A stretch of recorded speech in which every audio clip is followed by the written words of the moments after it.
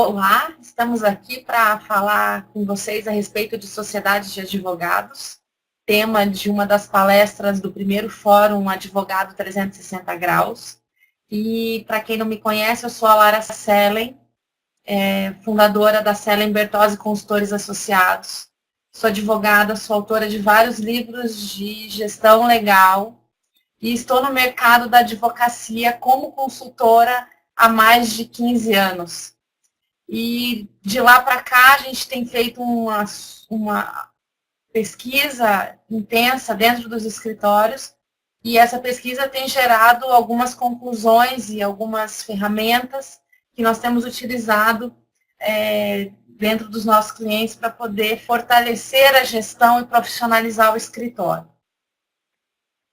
O tema de hoje dessa palestra é Sociedade de Advogados, papéis e funções de sócios, e nós teremos uma agenda aí de alguns assuntos a tratar nesses 40 minutinhos de aula que nós teremos juntos, que serão, nós vamos falar da importância da sociedade de advogados, o que é isso, que mudanças que ocorreram nesses últimos 20 anos, que transformou completamente a advocacia nesse país, né?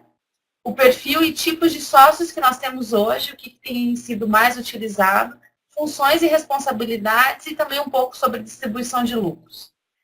Claro que são temas extensos, cada um deles mereceria pelo menos umas 2 horas de conversa, mas a gente vai tentar ao máximo sintetizar esses assuntos para que vocês possam ter essa visão geral de todos esses temas que a gente vai tratar hoje.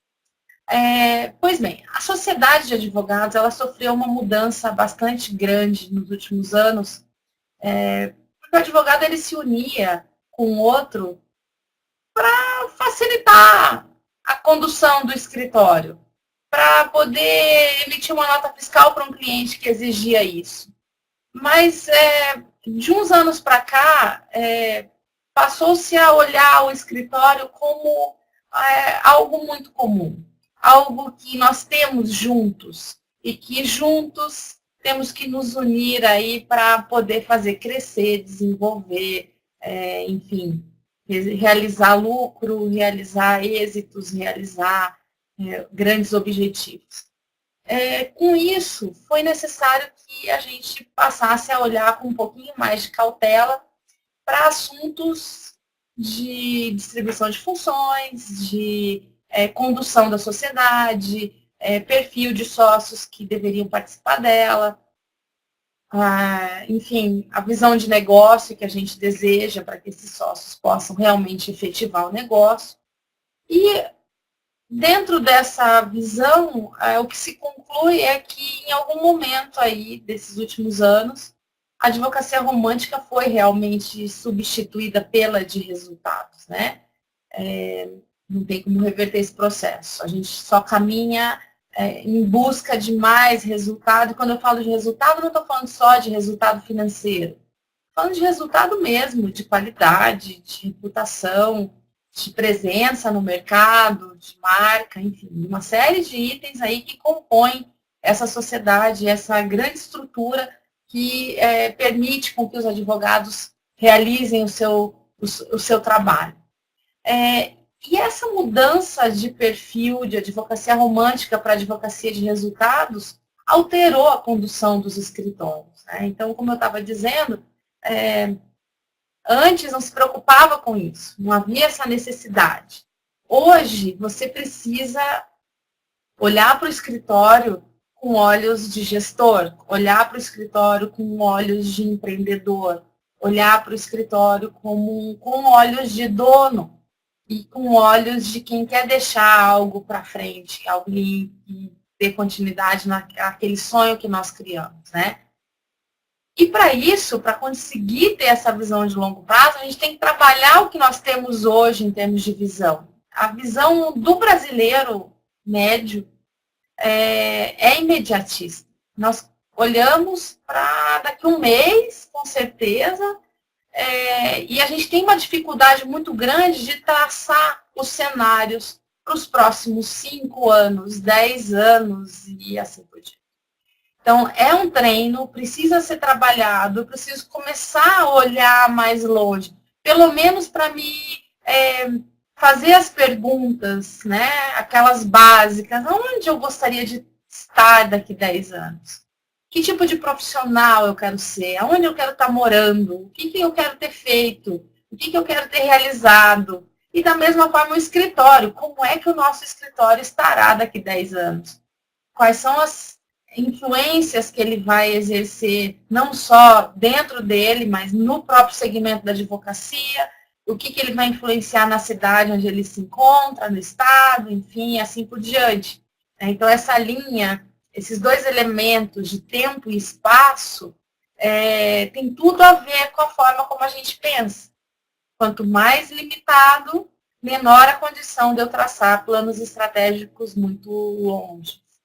Quanto mais eu conseguir expandir essa minha visão e me ver capaz de interferir, né, de alguma forma, aonde eu me encontro, seja onde for, mais eu consigo dar visão de longo prazo para a minha vida e automaticamente para a minha carreira e automaticamente para o escritório. Então, essa seria a primeira dica aí para que a gente possa entrar nessa vibração da evolução contínua, né? Eu li um dia que não tem como a gente ter se você quer crescer como profissional, se você quer crescer a sua empresa, entre aspas, escritório, você tem que crescer como pessoa. E crescer como pessoa é fazer essa ampliação de tempo e espaço, que vai fazer toda a diferença nos projetos que a gente se vê capaz de cumprir dentro do escritório, dentro da banca, né? Então, isso é fundamental para que a gente trace aí essa visão de futuro. Uma outra questão muito importante, já para quem está dentro de um escritório e que trabalha aí com sócios, com advogados e quer manter isso cada vez mais forte, é que a sociedade em si, ela tem uma estratégia e um posicionamento em relação ao cliente. Vocês devem conversar isso, ou ouvir isso na aula do Bertozzi, por exemplo. Só que quem transmite essa estratégia, esse posicionamento para o mercado, para os clientes, são os advogados, que são pessoas.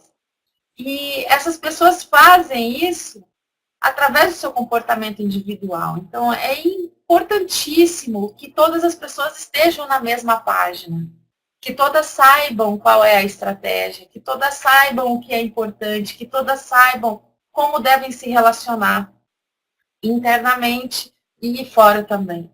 Então, esse alinhamento contínuo vai dando esse sentimento de um escritório só, não importa quantas pessoas façam parte dele, né? Então, isso é muito importante que vocês tenham em mente. O alinhamento dos advogados que trabalham dentro dessa sociedade precisam afinar esses instrumentos, precisam deixar claro o que é o escritório, o que é importante, o que a gente vai em busca, como juntos buscando a mesma coisa, né?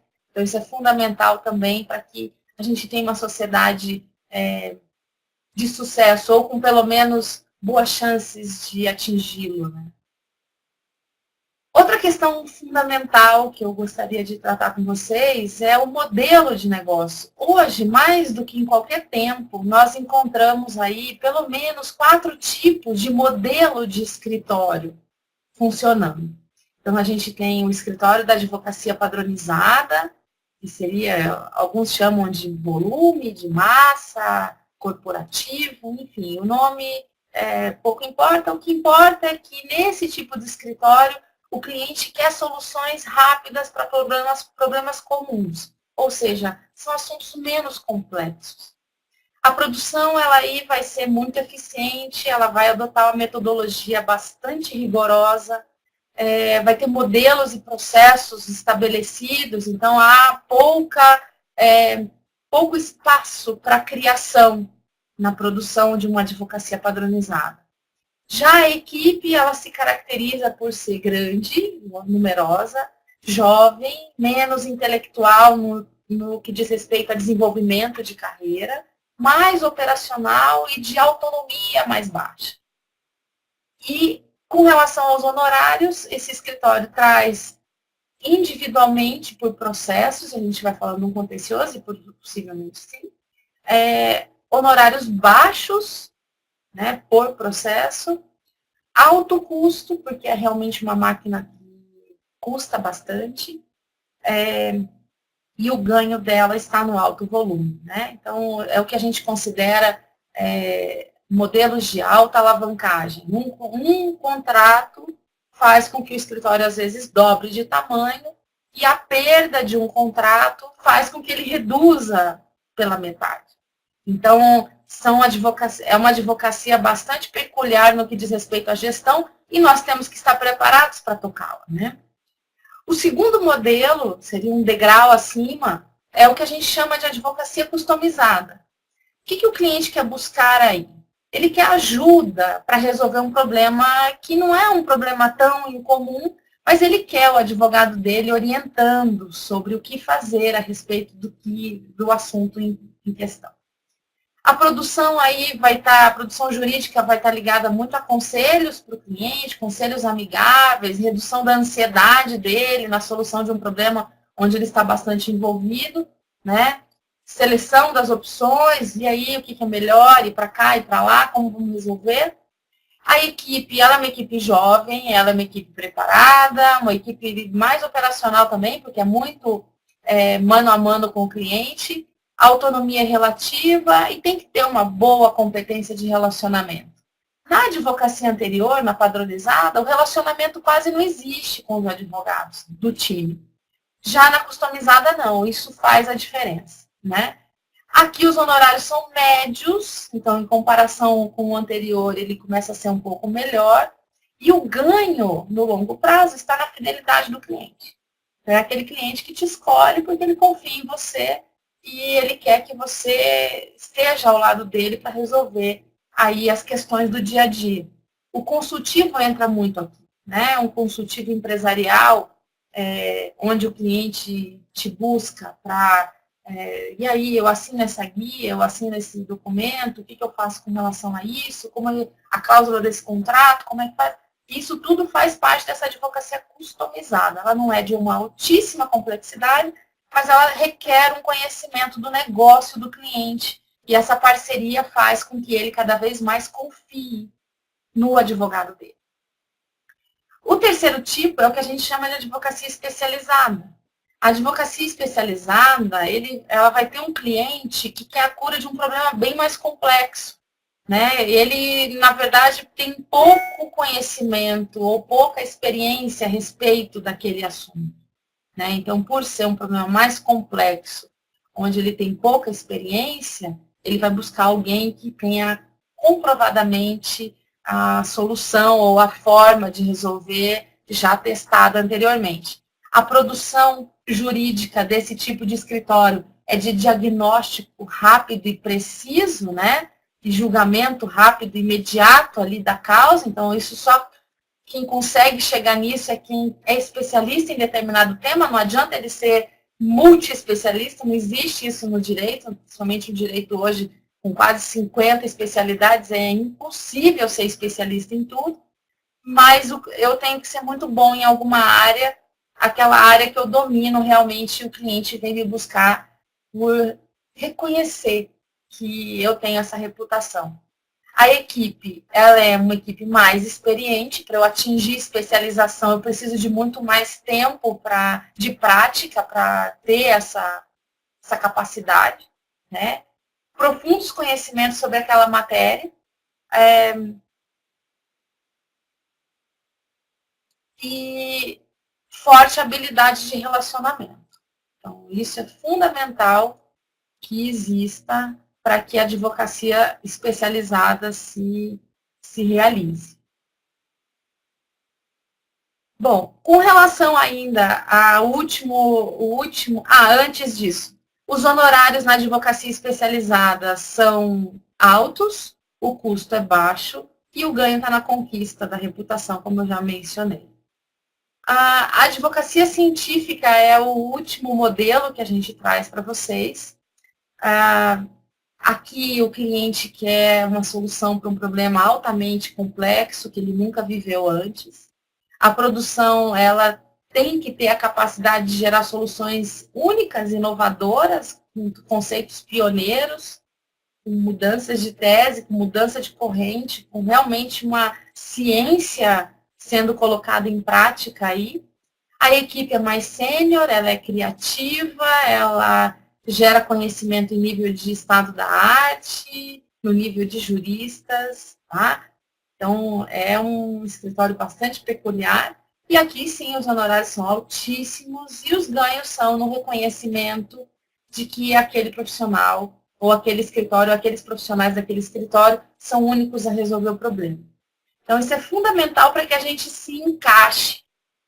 A sociedade de advogados nossa tem que se encaixar num desses modelos ou num mix de modelos, mas eu tenho que ter clareza do que é que eu faço, para quem e o que esse quem espera de mim e quem que eu tenho que ter na minha equipe para poder fazer frente a tudo isso que está posto, como eu já falei. Estratégia traçada, estratégia definida, modelo de escritório definido, área de atuação definida, cliente, mercado definido, isso é a estratégia. Ela perpassa os pilares da sustentabilidade do escritório, então, que são esses 4 que estão na tela. A gestão de pessoas, toda a forma como eu vou me relacionar com a minha equipe, como eu vou fazer com que essa equipe cresça, como eu vou fazer essa equipe ser remunerada, como eu vou fazer essa equipe se desenvolver, né?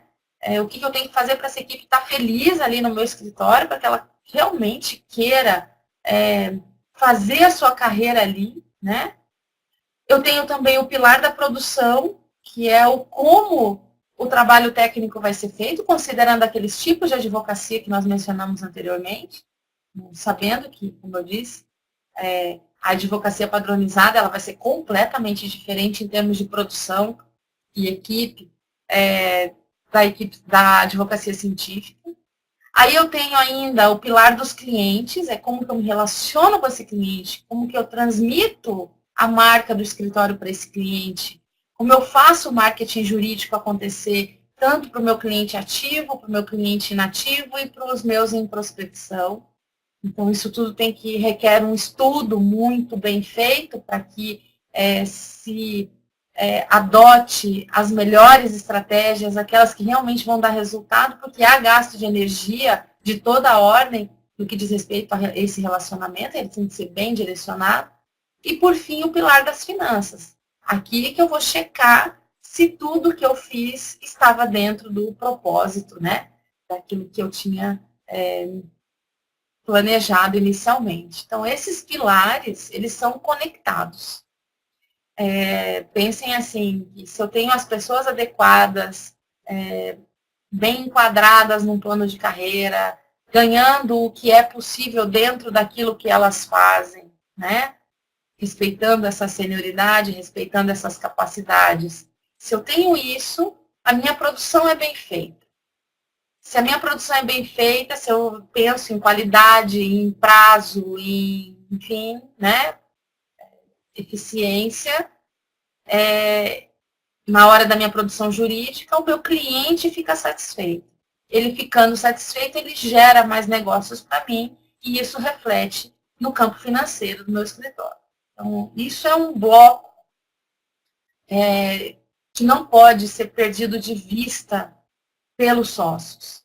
Eles têm que tocar o escritório com isso em mente, senão eles correm o risco realmente das coisas serem subvertidas e aí ele se perde e fica lá enfiado no operacional e não enxerga a importância desses 4 grandes pilares para fazer com que a estratégia aconteça, porque estratégia ainda não é execução.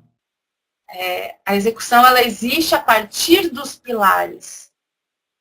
São os pilares encadeados com a minha equipe preparada para fazer o que precisa fazer, que essa estratégia vai se tornar realidade. E aí sim a gente começa a ver resultado de tudo aquilo que a gente plantou, de tudo aquilo que a gente sonhou, de tudo aquilo que a gente um dia quis desenvolver. Então, dito isso, a gente parte para as pessoas que fazem parte dessa organização, que são os sócios. né? Então, sócio tem que entender o seu papel dentro do escritório. Eu tenho aí várias condições de abraçar papéis e nós temos que estar muito cientes do que a gente tem dentro de casa para poder até se estruturar societariamente, né? Então, a primeira coisa é a avaliação do quanto cada sócio aguenta de risco, aguenta correr riscos, né? Então, eu posso ter um risco mais baixo, que é, por exemplo, aquele sócio que tem visão de empregado, e eu tenho um risco mais alto, que é daquele sócio que tem visão de empreendedor. São visões de mundo, visões de negócio completamente diferentes uma da outra. Então, enquanto o empregado se realiza em fazer um bom trabalho e ser remunerado por isso, o empreendedor se realiza ao ver uma ideia concretizada. Então, tem uma diferença aí de abordagem. Se a gente pegar aquele quadro de tempo e espaço logo no início da nossa apresentação, vocês vão ver que isso o empregado ele está muito mais para uma visão imediatista do que o empreendedor. O empreendedor olha lá na frente. Ele quer influenciar um número maior de pessoas. O empregado, ele está no quadrado dele ali, está tudo bem, ninguém precisa, não me tira daqui não, deixa eu fazer minha tarefa e está tudo bem. É essa postura. Só que quando ele está dentro de uma sociedade, isso começa a ser uma coisa prejudicial. Então, entre esses dois níveis de ponta, eu ainda tenho a visão do executivo, que se realiza ao fazer uma equipe ir em busca de algo, de uma meta, e ter reconhecimento. E eu passo pela visão do empresário, que se realiza em ver o lucro acontecer, né? Que é o resultado do negócio. Então, pensar em quem são os sócios e fazer uma análise prévia antes de convidar um sócio só porque ele é um bom técnico, faz toda a diferença aqui no futuro da banca. Tá? Porque geralmente quem tem visão de empregado tem freio de mão puxado. E se ele tem freio de mão puxado, ele atrasa o andar da carruagem daqueles que querem sair correndo. É bom equilibrar? É, mas eu não posso estar travado o tempo todo, porque senão eu vou ser atropelado, você não tem a menor dúvida disso. Né? Então, equilibrar essas forças e saber o que a gente tem e o que a gente precisa dentro do escritório faz toda a diferença para essa condução ser racionalmente planejada. No que diz respeito a atividades, a gente é treinado na faculdade para ser advogado, para fazermos o operacional para o nosso cliente externo. Ou seja, a última caixinha ali da direita inferior. Né? Então, eu tenho 3 tipos de atividade o tempo todo acontecendo no escritório. A operacional, um homem, uma tarefa. A tática, quando eu coordeno uma equipe. E a estratégica, quando eu vejo o longo prazo e o que é importante ser realizado dentro desse prazo. E eu tenho 2 clientes. Eu tenho o cliente externo, que me paga honorários, e eu tenho o cliente interno, que é o próprio escritório. Então, quando eu penso assim, eu tenho tarefas estratégicas, táticas e operacionais para esses 2 clientes. E aí eu tenho que começar a dividir um pouco o peso dessas tarefas, porque senão é mais fácil eu ficar naquilo que eu sou craque, que é fazer o operacional para o cliente externo. Tá, quem administra o escritório? Quem faz a manutenção do cliente? Quem faz captação do cliente? Quem planeja? Quem toma decisões? Isso parece uma coisa pequena, mas o dia a dia dos escritórios me provam que é onde a gente tropeça. Então, eu tenho excepcionais técnicos e péssimos gestores. E péssimos sócios no sentido de papéis assumidos, de atividades sendo desempenhadas no mesmo nível de excelência que o meu operacional técnico. Então, enquanto eu não pensar a gestão num grau de excelência, no mesmo patamar do que o meu operacional técnico jurídico, eu vou patinar na gestão. E isso faz toda a diferença, não tenho dúvida disso. Tá? Então, eu preciso me estruturar, eu preciso sentar com os meus sócios e falar, ok, quem vai fazer o quê? Eu já passei das premissas de confiança, de perfil, etc. Isso já está superado, eu já tenho as pessoas que eu escolhi ter como sócios. Então, agora a gente vai se dividir. Ao invés de todo mundo correr para fazer o operacional técnico jurídico, não. Eu tenho que, sim, fazer um pouco do jurídico, mas eu também tenho que ser muito bom na gestão. Senão, eu vou gastar tudo que eu ganho. Senão, eu vou perder todas as pessoas boas que passarem pelo meu escritório. Senão, eu vou pecar em produção jurídica no que diz respeito a prazo. E assim por diante. Tá? Vou gastar dinheiro errado. Enfim, eu vou começar a tomar um monte de decisão porque eu não estou levando tão a sério isso quanto eu levo o direito. Né? Só que como sócio eu não sou mais advogado. Quando eu sou sócio, advogado é uma das minhas atividades. Eu tenho outras que eu preciso desenvolver com um alto grau de excelência. Tá? Então, reflitam sobre isso na hora de estruturar a sociedade de vocês. E dentro dessa carreira do sócio, do advogado, ela começa no estágio. Porque lá atrás eu começo a identificar quem são as pessoas que têm comportamentos que eu respeito, que eu admiro, que eu gostaria de ter junto comigo. Não basta a técnica. Eu tenho que atrelar comportamento junto. Não adianta nada eu ter um suprassumo do direito tributário trabalhando comigo, que é um grosso, um mau gestor de pessoas, uma pessoa desagregadora. Eu vou detonar meu escritório, vai acabar. Quantas vezes a gente não fala, olha, tira o telefone da mesa dessa pessoa porque ele não pode atender um cliente. Ele é muito bom tecnicamente, reconhecemos, etc, etc, etc. Mas não deixa ele falar com ninguém, porque ele é um destruidor de relações. Só que o escritório, ele vive de relações. Tanto externas como internas. Então, às vezes, receber um profissional só porque ele é bom tecnicamente é talvez um dos grandes erros. Né? Então, eu tenho que percorrer todo esse caminho sabendo que eu posso estar olhando para um futuro sócio quando ele ainda é estagiário do meu escritório, e aí ele passa, sim, por ser um profissional, advogado, testado, etc., e aí sim vem o convite para sócio, se ele tiver condições para tal. E hoje nós temos aí duas figuras dentro da sociedade que são as nossas figuras utilizadas, né, nessa condução da sociedade de advogados, que é o sócio de serviço e o sócio de capital. O sócio de serviço, ele entra para a sociedade como um sócio normal. Eu vou fazer uma alteração do contrato social e esse sócio de serviço é regulamentado pelo provimento 112/2006 da OAB. Já teve algumas alterações e tal, entrem no site da OAB para que vocês possam aí ler o provimento, é muito importante saber disso. A remuneração desse sócio, ou a entrada dele para a sociedade, então, considerando que essas cotas de serviço não têm valor econômico, né, elas entram com zero valor, né, ele acaba contribuindo com o trabalho que ele presta, e ele participa apenas dos lucros, apenas dos resultados, não dos investimentos. Está escrito errado nesse slide, tá?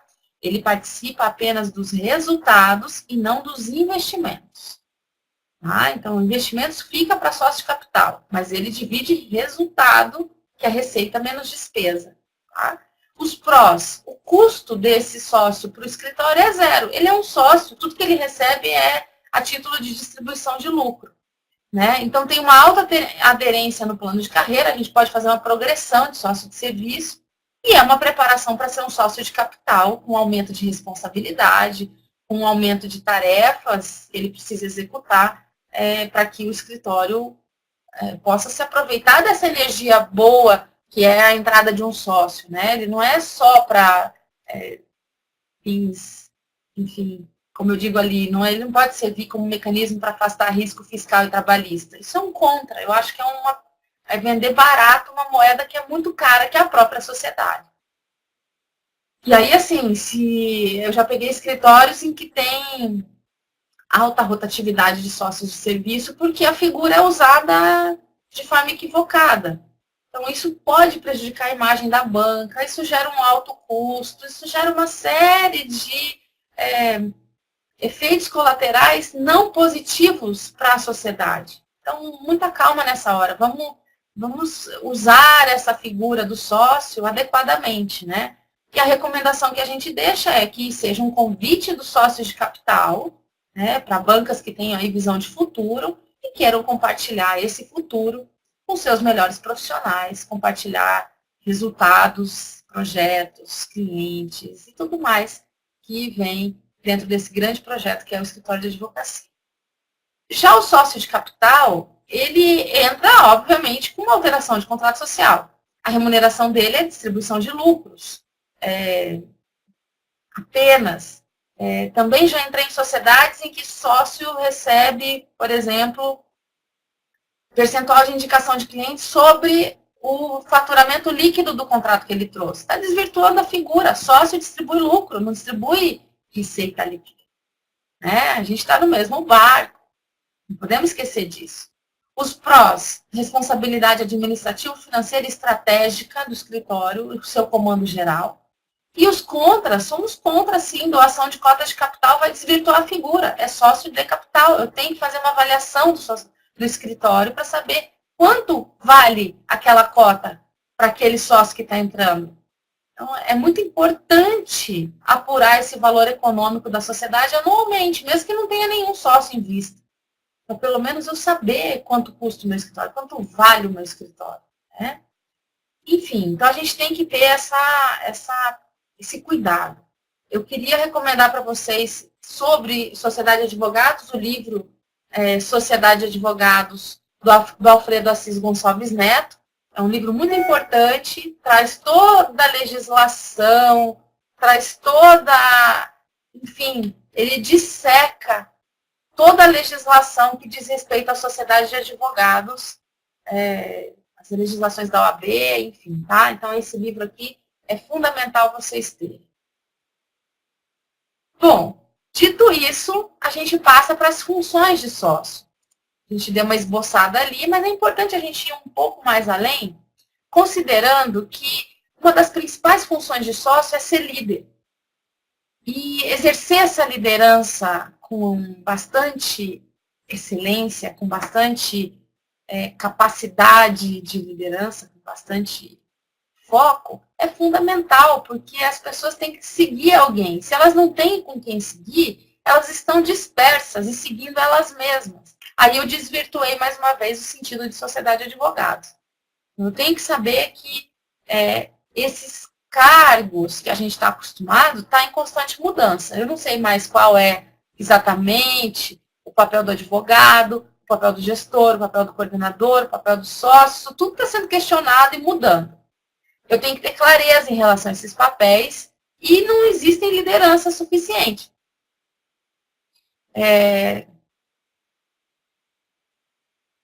Não existe liderança sendo formada, nem desenvolvendo internamente. Nós temos que nos preocupar muito com relação a isso.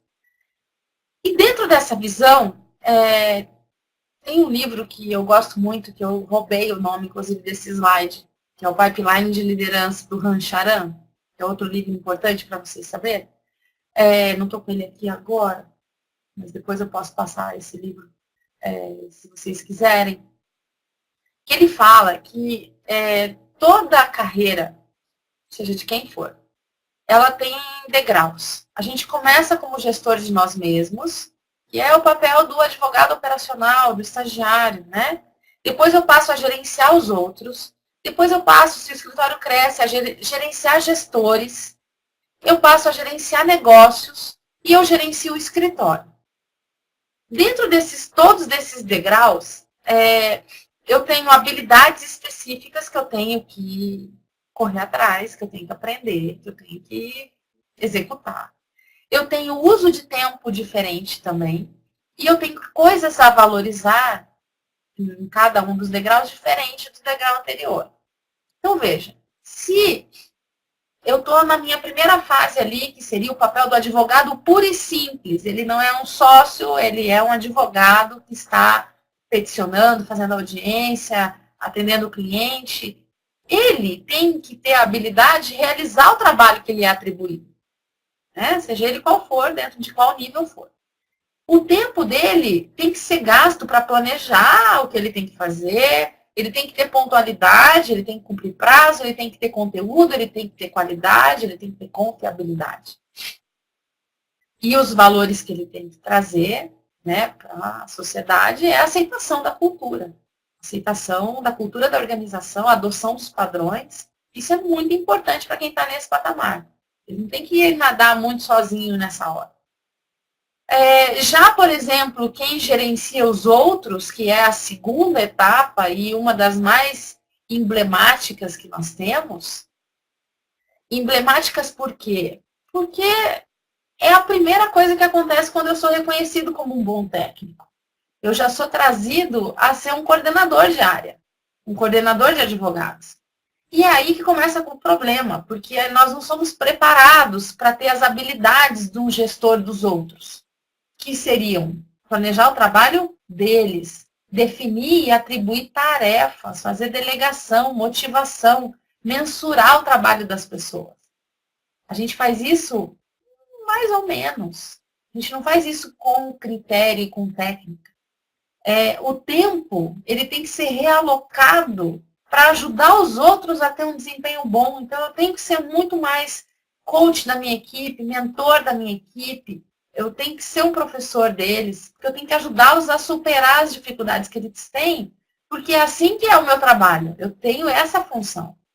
E o que eu tenho que valorizar é o próprio trabalho de gestão. Eu não tenho que tolerar o trabalho de gestão. Eu já entrei em escritórios que, quando o coordenador tem que fazer uma avaliação da equipe, ele faz nas coxas, ele faz de qualquer jeito. E ainda com medo da equipe querê-lo mal. Ele tem que ser maior que isso. Ele tem que ser muito claro. Ele tem que ser muito honesto com essas pessoas.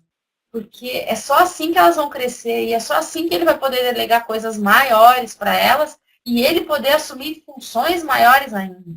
Né? E assim por diante. Então, depois analisem item por item desse slide, porque vocês vão perceber o quanto que nós precisamos afiar o nosso machado com relação a habilidades que a gente não tem e sermos excelentes gestores do tempo, porque é ele que nós temos, é o recurso mais raro, mais complexo e que eu tenho que ter muita sabedoria para usar. Senão passam 10 anos aí, eu não fiz nada, eu estou no mesmo pé que 10 anos atrás.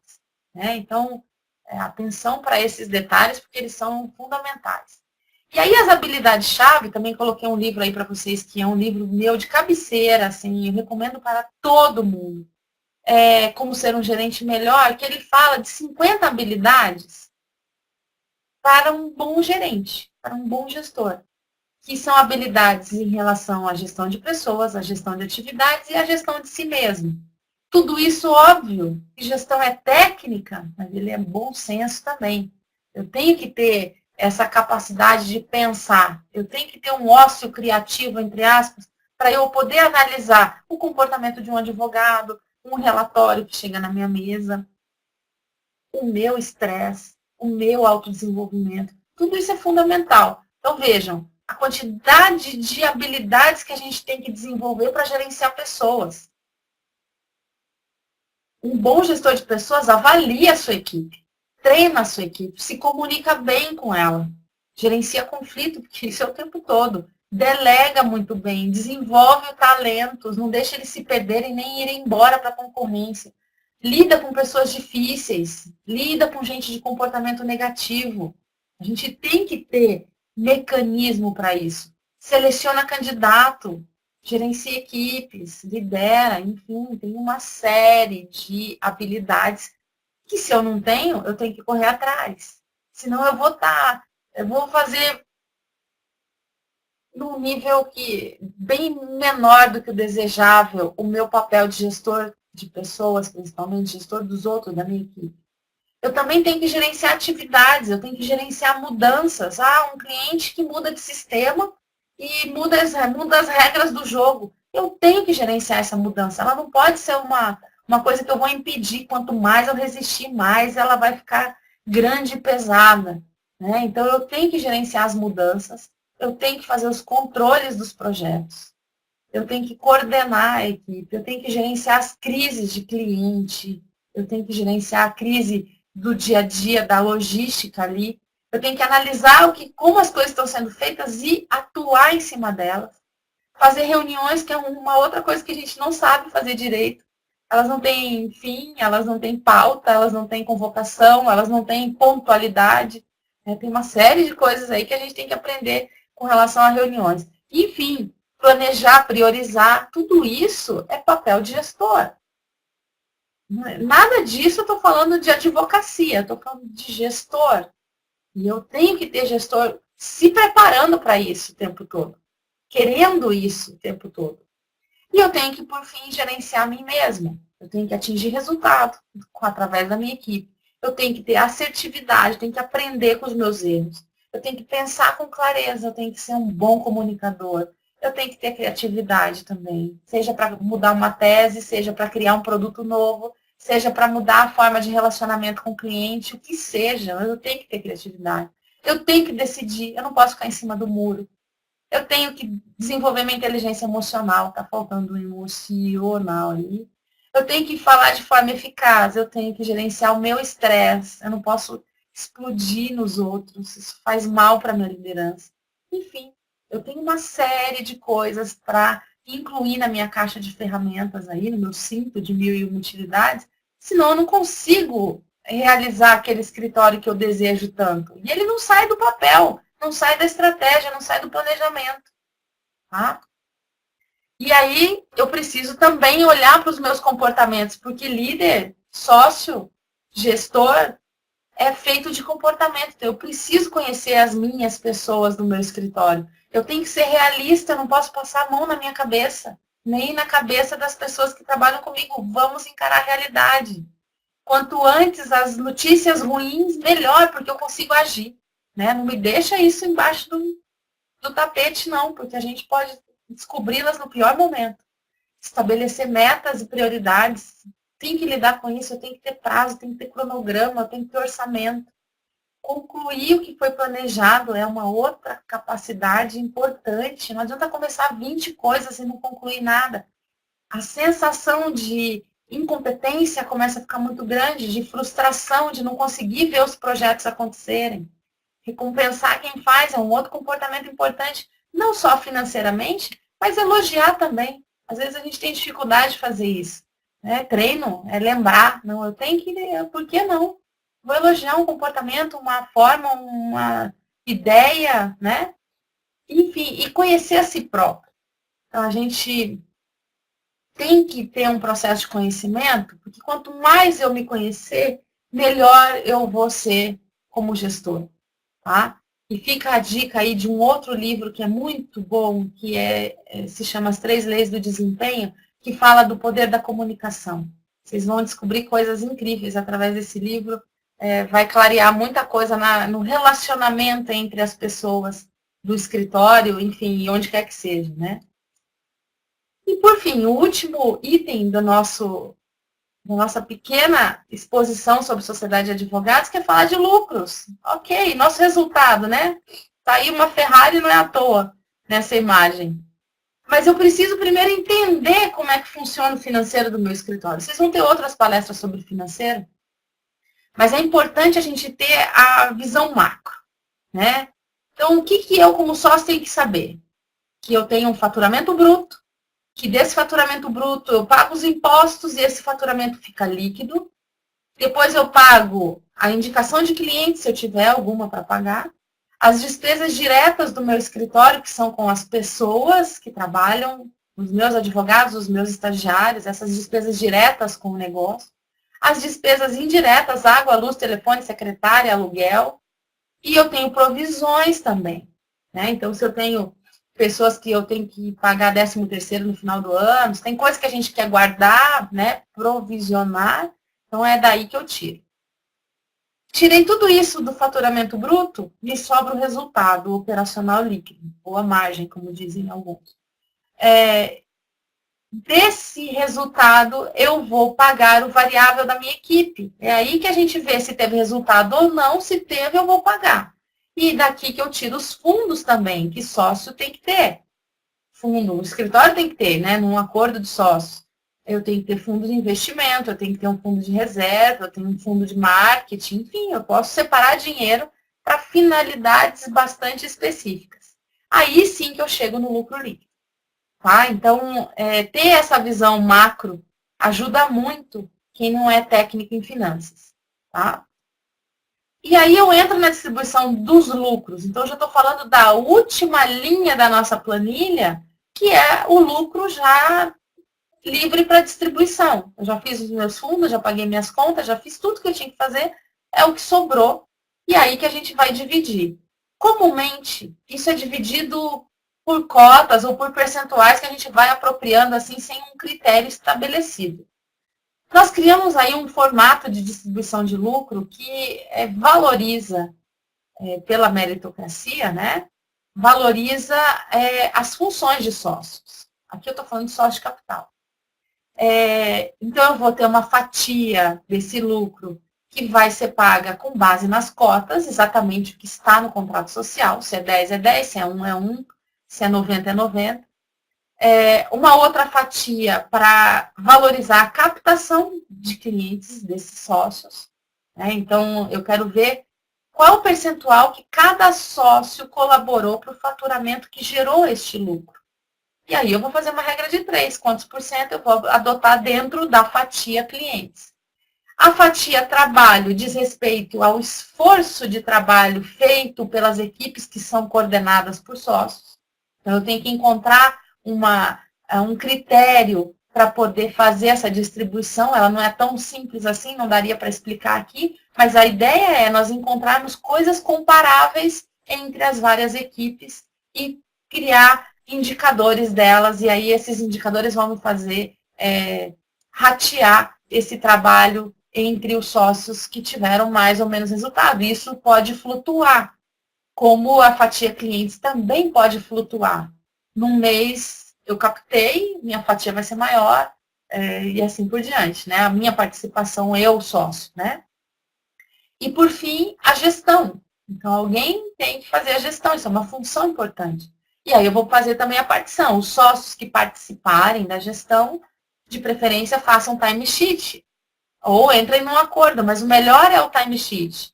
Para aí eu perceber quanto tempo esse sócio despendeu, que ele deixou de fazer captação, ele deixou de fazer gestão da equipe dele para fazer gestão do escritório.